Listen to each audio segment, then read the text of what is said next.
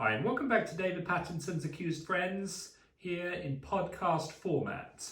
I have something of a satirical title for today's video, which is what is the time frame for Lockdown 3? I'm doing this video right after the announcement of Lockdown 2, and I have been talking and previewing Lockdown 2 for some weeks now. Lockdown 2 was in this tier system in the country, as everyone knows, which was Lockdown 2 in all but name. But now Boris Johnson has just formally announced Lockdown 2. He's not messing around with the pretense of tier systems or, lockdown by creep or lockdown by a process of gradually locking down each different county. He's just doing broad brush Lockdown 2. No messing around, no one's in any doubt that it's Lockdown 2. And I suppose it's a good time to reflect on the success of Lockdown 1, because Lockdown 1 was designed to stop the spread, and it was designed to protect the NHS and allow the NHS to catch up so that people could get back to living their normal lives. And as everyone knows, we've never had a lockdown in British history. This crisis was so serious that this was the first time in British history that justified a lockdown, but it was just for a short time period so that we could help the NHS, save the NHS, stop the spread, save lives, and then we can go back to living as a normal people. And I suppose no one really talked about the metrics of Lockdown 1 and whether if we had to go to Lockdown 2, that would be a metric of failure for Lockdown 1, you see, because if Lockdown 1's such a success, you wouldn't need a Lockdown 2, would you, But if you've got Lockdown 2 coming a few months after Lockdown 1's ended, surely Lockdown 1 is not that successful. So it begs the question of why do we need a Lockdown 2 if Lockdown 1 was a failure? Surely we just come away with it. So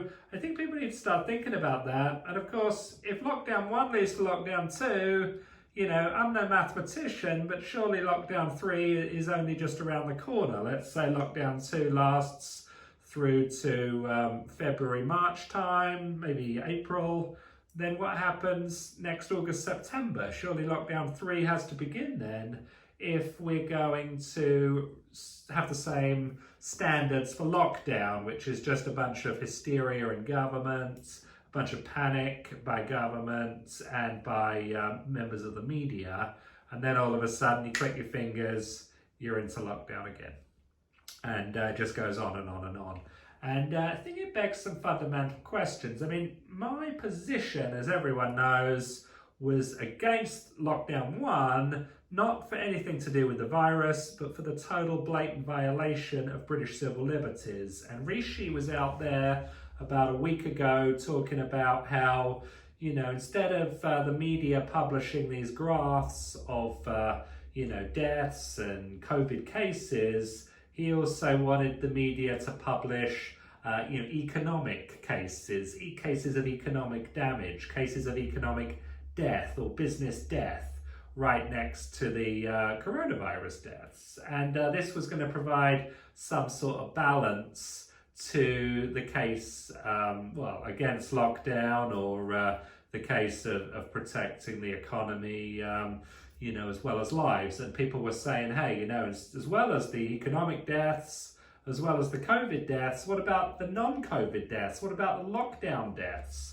Why don't we publish those as well? And, I don't think Boris Johnson or Rishi were interested in publishing those because it would show their culpability in killing off members of the British population through deliberate government action. But of course, no one was talking about the civil liberties being killed off. What about civil liberty deaths? What about civil liberty cases? What about freedom of movement being violated? What about innocent till proven guilty being violated? What about no endless bail being violated? What about unlawful searches and seizures being violated through the track and trace system? So no one's talking about publishing in the newspaper the civil liberties being violated. I mean, no one in the media talks about British civil liberties. I am the first person to call for a citizen's prosecution of the government. because British civil liberties are being totally violated. British civil liberties are clearly laid out in the English Bill of Rights. The government does not have the authority to violate any of the British civil liberties that we have. We, the British people, elect the government to serve us. That's why they're called public servants. The government does not grant us our freedoms. This is clearly enshrined in British law. No one talks about it because it would show the government to be in violation. And I think for, I suppose, political novices out there, I mean, a lot of people said to me, look, David, I supported lockdown 1, thought it was the right thing to do. I thought we had to stop the spread, save the NHS, but lockdown 2 is a step too far. And I got some sympathy with that point of view. I mean, everyone's, people I interact with anyway are very patriotic people. They want to do what's best for the country. They think I'm too tough, I'm too hard, I'm too mean. But the thing is, once you give the government an inch, they'll take 10 miles. And we only needed to learn this lesson last year with Theresa May. She only had to miss that deadline for the Brexit on March 29th. And then she missed 3 or 4 more deadlines after that. I think she missed 2 in April and 1 on October 1st.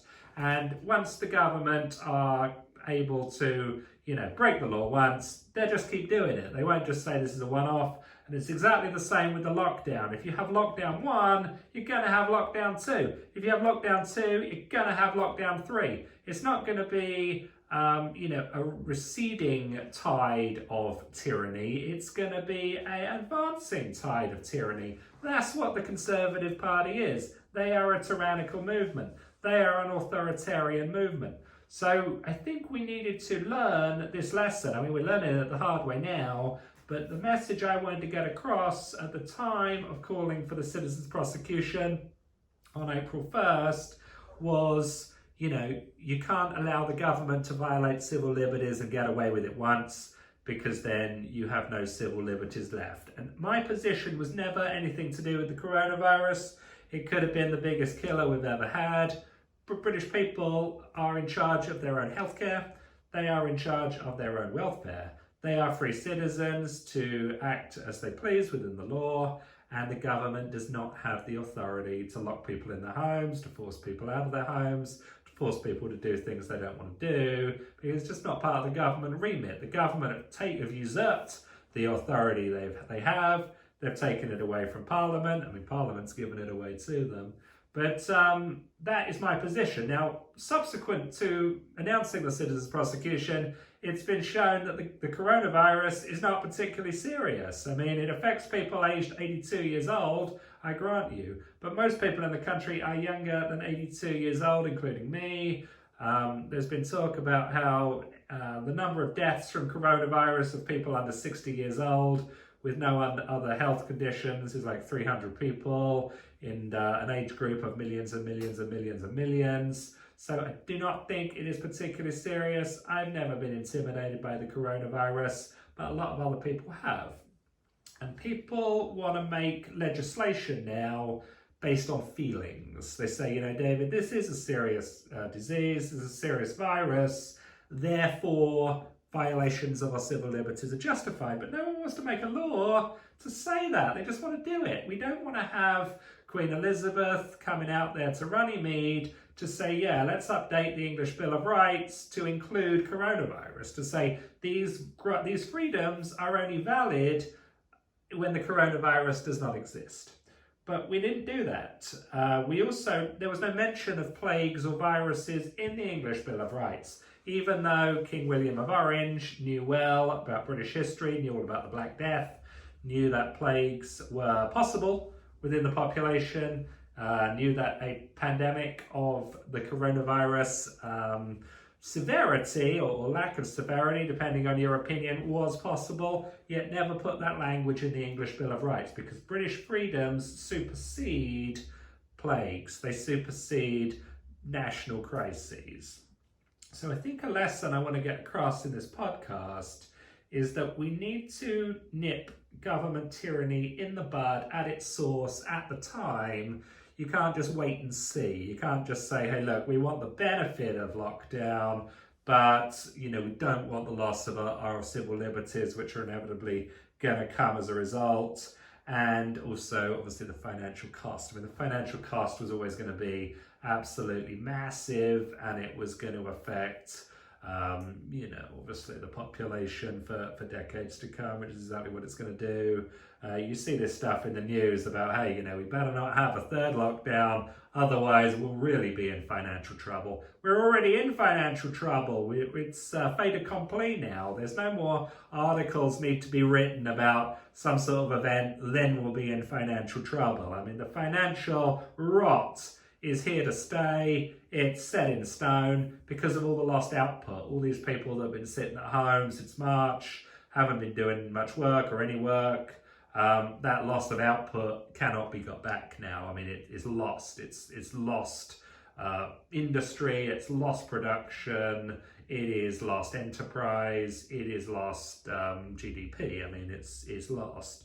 But of course, we're still spending the money. We're still living our lives. We're still spending money on energy, on food, some transportation, renovating our homes, renovating our gardens, and the loss is in inflation. It's in the inflation tax. It's the depreciation of our currency. I think that's a criminal offence. I don't see anyone making an argument that it's not. And Rishi and the government should be criminally liable for that. Boris Johnson should be criminally liable for violating civil liberties. I mean, I just did a video a week or two ago about John Leslie. He's on trial for a year for allegedly groping a woman at a club 10 years ago. Boris Johnson's crimes against the British people are far more egregious than that. When's his trial kicking off? Why don't we get this moving? Why do we have the governments allowed to terrorise the country, but regular citizens are not allowed to have even the most minor infractions? I think back to sort of the end of my university days and all this hysteria about the war on terror, and Al-Qaeda was a terrorist organization and it was terrorizing our country, and that was a bad thing, and I accept that that's a bad thing. But why is it then a good thing or an acceptable thing when the Conservative government are terrorizing our country? I mean, the daily propaganda on the news about terrorizing people, why is that not a criminal offence? Why is it okay for Al-Qaeda to terrorise our country, or wrong for Al-Qaeda, but it's okay for our government to terrorise our country? Surely they're both wrong. Why don't we have a war on the Conservative Party? Why don't we bring in the tanks and guns and snipers and special forces to remove that terror threat that the government is perpetuating on the people, just like we did when it was a foreign terror organisation? And people say, David, it's a bit over the top, government trying to do their best in a bad or difficult situation. I don't think they are trying to do their best. They're clearly in violation of the law. They've clearly caused more harm than good. It's pretty obvious to me that no one would know really much or anything about the coronavirus if it wasn't pummeled into people on the news, and they'd be a lot better off for it. We have a population of 70 odd million in the country, and I don't think that high number of people, or that solid number of people, is at any threat from the coronavirus. So I think it's just a lot of nonsense. We have also a recent announcement. What I've been noticing, I mean, me and quite a few other people, some of you watching this video, are well aware of the fact that there was a small number of anti-lockdown people from March, and it's sort of grown and grown, and now people are jumping on the political bandwagon, trying to keep up with me with the anti-lockdown party. Jonathan Sumpton's got this group called Recovery. Liam Fox has got this group called Reclaim. And sticking with the theme, Nigel Farage has come out at the start of this week and talked about his new party, or the Brexit party, being renamed the Reform Party. So it's Recovery is Sumpton, Reclaim is Fox, and Reform is Farage. So, as long as you're getting involved with a party that starts with I think you're on the right track. And, Obviously people have been asking me, David, you want to get involved with the Brexit Party, you supported them, will you now be getting involved with the Reform Party? And the answer to that is no. I've got no problem with Nigel Farage. In fact, I think he's a good guy, but he had the chance to win the election last December. I think we'd be in a lot better situation now. Well, we couldn't be in any worse situation if he'd have won that. But he didn't play to win. He played not to lose. He played to prop up the Conservative Party, which should have been obliterated for violating the law by missing the Brexit deadline and for undermining democracy. I mean, the British people clearly voted to leave the European Union. Conservative Party did everything they could to prevent that happening. Then they changed the leader and said, we're the party of Brexit. Brexit Party propped them up. And they criticised me because they said I was too tough. They picked a bunch of candidates over me that they said were not as tough but were better. A lot of them pulled out, a lot of them were dumped, a lot of them lost their application fees. And I don't think that Nigel Farage is quite the right guy for the anti-lockdown movement. The problem is the Conservative Party. We need to get rid of the Conservative Party. Now, the Conservative Party will try their trick of dumping Boris Johnson, coming up with a new leader and saying we're the party of anti-lockdown. But we're not going to let them get away with it this time. They need to go completely. I don't want Nigel Farage to come in and allow them to stay in power. I think he is not the kind of guy that's going to play to win. And, we need a party that's going to play to win. We need the anti-lockdown party. I've been talking about the anti-lockdown party. I've got the anti-lockdown flag, which people are welcome to buy on the Citizens Prosecution website. And we need people not connected to government. Just looking across the Atlantic to the presidential election, I will be doing a video on my prediction for that tomorrow. But Donald Trump has come out and said if he wins, there'll never be a lockdown again. But he said Biden will lock down. And then Biden came out and said, no, I won't lock down either. So neither of those people are interested in following the British model. How many of these countries are saying we want to emulate Britain on lockdown? We want to emulate Britain on tyranny or the handling of the coronavirus? No one does. There was a video I saw online with Julia Hartley-Brewer a few days ago, and she was interviewing this Conservative MP whose name escapes me. I'll try and look it up. And she was saying, what's wrong with Sweden? Why do we do Sweden? And his best answer to that was that Sweden's colder than Britain. But what about, and the point of the interview was to talk about the arguments against lockdown 2. And this MP was saying lockdown 2 is a great thing. We really need it. Hartley-Brewer was saying, well, what about Sweden? Why do they have no lockdown and fewer deaths? And he just says, it's a bit colder there. But I mean, what about the temperature in Scotland? What about the temperature in Sunderland in the winter? What about the temperature in London in the summer? I mean, you go to London in the summer, it's sweltering. So this guy, I don't know why he came up with that answer, but it just shows you how clueless these people are, how out of touch they are with reality, and how uncaring they are about the consequences of lockdown for the British people. They don't care about suicides, they don't care about missed medical appointments, they don't care about bankruptcy, they don't care about debt, they don't care about poverty, they don't care about social isolation, they do not care about the violation of British civil liberties, and I guess that's why they're part of the Conservative Party. I mean, if you go into the Conservative Party and say, look, I'm all about civil liberties, they're calling security and ushering you out of there. You're not allowed within 10 metres of the front door of Conservative HQ if you are an advocate of British civil liberties. It's just not a fit. So I guess, the people there, they just love lockdown, they're lockdown addicts, they're authoritarians, they're tyrannical people, they're insane lunatics, and they are the biggest force for harm that the British people face right now. If there was a justification for a war on terror, there is most certainly a justification for a war on the Conservative Party, and I just do not think, or I don't want to take the risk that Nigel Farage allows them back in again with another majority. I think we need to look at other options, people not connected with the political establishment.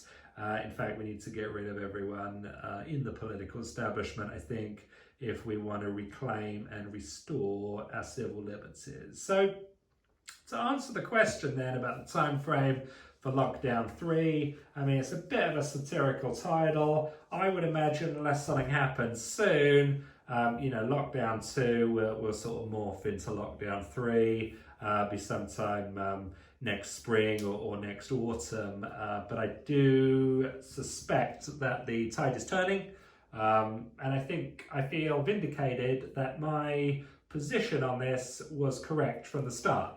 Civil liberties need to be prosecuted, violations of British civil liberties need to be criminally prosecuted at the time to get them restored and to disincentivize future governments from violating them. I mean, that's the thing. Boris Johnson's not intimidated by violations of civil liberties because he doesn't think he's going to end up in a prison cell. If he goes life in prison, I can promise you no future prime ministers for a generation will be violating any more civil liberties. Second thing is about the anti-lockdown party. I mean, I'm the founder of the British Anti-Lockdown Party. I designed the anti-lockdown flag. Now you got everyone jumping on the bandwagon with the name RE at the start of their party. And that's a good thing, not a bad thing. I mean, I welcome competition. We also have Simon Dolan out there with the Keep Britain Free group, and I totally support them and like them, and encourage everyone to continue to support the Simon Dolan legal challenge against the government. But yeah, I mean, obviously the tide's turning. We're getting more and more support. We've got a lot of great people coming into the fore, and I want to continue to be a strong voice for this to prevent lockdown 3, really, rather than lay out a time frame for lockdown 3. Let's nip it in the bud. We failed to prevent lockdown 1, we've failed to prevent lockdown 2, but let's at least prevent lockdown 3. Thanks very much.